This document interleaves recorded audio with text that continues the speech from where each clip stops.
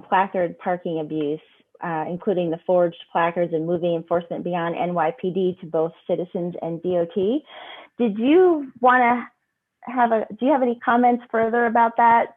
Yeah, I really enjoyed the parking placard issue. I was talking to Evelyn about it, and it's the kind of, frankly, like soft corruption that kind of can really mess with the culture over time. It opens the door to a lot of other things.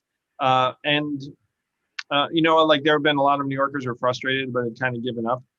And to some would be like, well, there are bigger issues at stake than cars parked in the wrong places, which is accurate, which is true.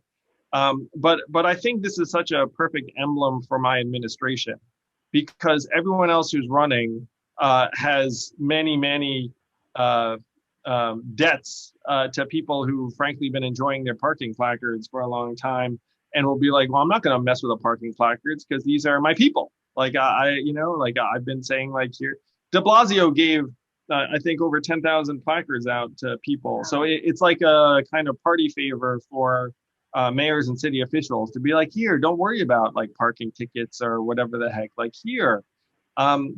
It's been taken to such an extreme, and I'm just the kind of person who can come in and say, look, let's just adopt a more modern technology. They have laminated placards right now that you can actually counterfeit easily.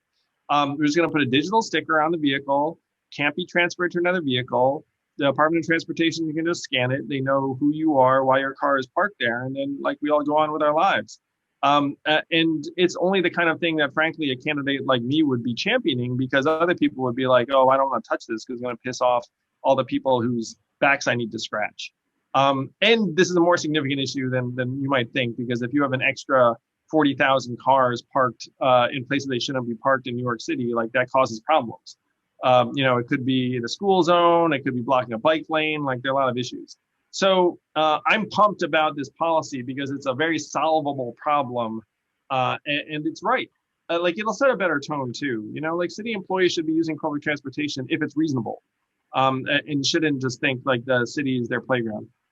More shout outs. Go ahead, babe.